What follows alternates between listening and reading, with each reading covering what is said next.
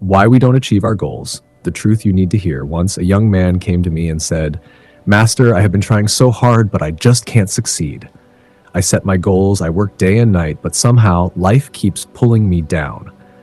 And I laughed. I laughed so much that he got annoyed. "Master, why are you laughing at my suffering?" he asked. I said, "My dear friend, you are failing for the same reason everyone fails. You are chasing your goals the wrong way." So today, let's talk about why we don't achieve our goals and how to change that with wisdom. 1. We want the fruit without growing the tree. A farmer walks into his field one morning, plants a mango seed, and sits beside it.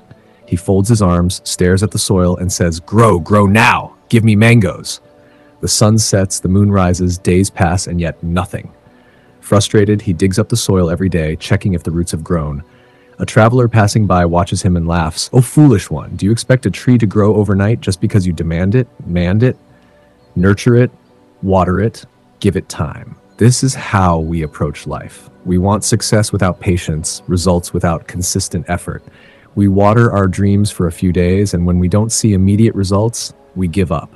We compare our trees to others and despair, but nature doesn't hurry, yet everything is accomplished. The wise have always taught, "Upajatihi dhammavipako nasahasa phalati." Effort ripens over time, not instantly. A tree does not bear fruit because you scream at it, it grows because you nurture it. A student does not become a scholar overnight. A musician does not master the sitar in a day. A master does not attain wisdom in a single moment of reflection. Growth takes time. The right effort is patient effort, not desperate effort. So ask yourself, are you watering your tree or are you just crying over the missing fruit? 2. We fight the waves instead of learning to surf. A young man stands on the shore, fists clenched, screaming at the waves, "Stop! Stop crashing! Let the ocean be still." But the waves keep coming, relentless, indifferent to his demands. He grows exhausted, falls to his knees, and complains, "Why is life so unfair?" A wise fisherman passing by chuckles and says, "Son, you cannot stop the waves, but you can learn to surf. Life is an ocean. Some days the waters are calm, some days the storms rage. The foolish resist the waves and drown, the wise learn to ride them." The ancient wisdom says, "Yatapi sagara avachati tata jivatam." Life moves like the ocean, always shifting. When things go wrong, do we waste time complaining? Do we blame others? Or do we adapt and move forward? If the storm comes, the wise take shelter. If the river flows, the wise build a boat. If the road is blocked, the wise find another path. A tree does not fight the wind, it bends and grows stronger. A bird does not curse the storm, it finds a new route.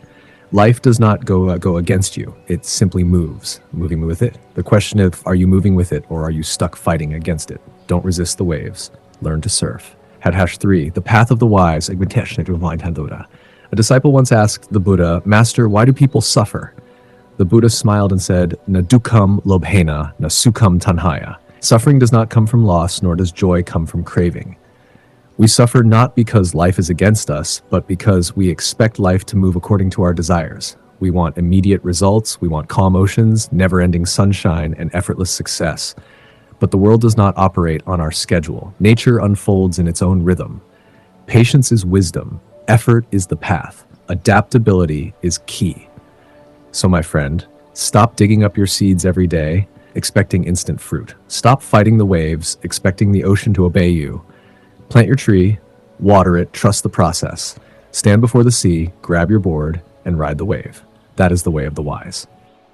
Go beyond what is expected, a master's guide to life. Failure, the fertile ground for success. Once a young student approached his master, tears streaming down his face. He had failed yet again to master the art of meditation. Frustrated, he lamented, "Master, I am unworthy. I fail every time I sit to meditate. I cannot quiet my mind. I must be a failure." The master smiled gently, his calm eyes filled with wisdom. He said, "Tell me, how does a baby learn to walk?" The student hesitated. "By falling, master, and then trying again." The master nodded. "Exactly. Do you scold the baby for falling? Or do you cheer them on for taking another step?" The student bowed his head in shame. The master continued, "Failure is not your enemy, it is your teacher. Without falling, you will never learn to stand.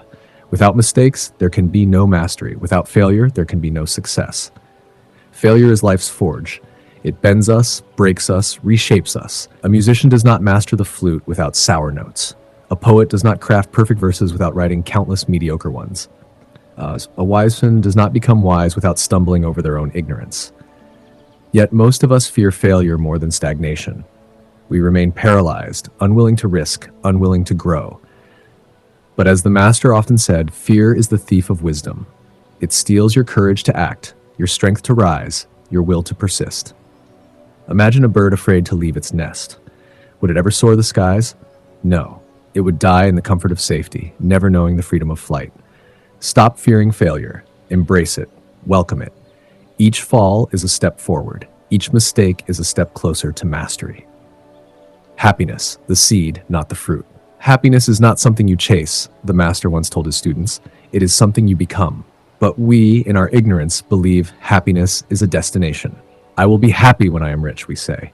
I will be happy when I am successful. I will be happy when others respect me. What foolishness! Happiness is not the fruit of success. It is the seed. Without happiness, success is hollow. Without joy, even the grandest achievement tastes bitter. Consider this. A farmer sows seeds in his field, but he is miserable throughout the planting. He curses the sun for being too hot, the rain for being too sparse. When harvest time comes, does he suddenly become joyful? No. His heart is still heavy, his mind still restless. Now imagine another farmer.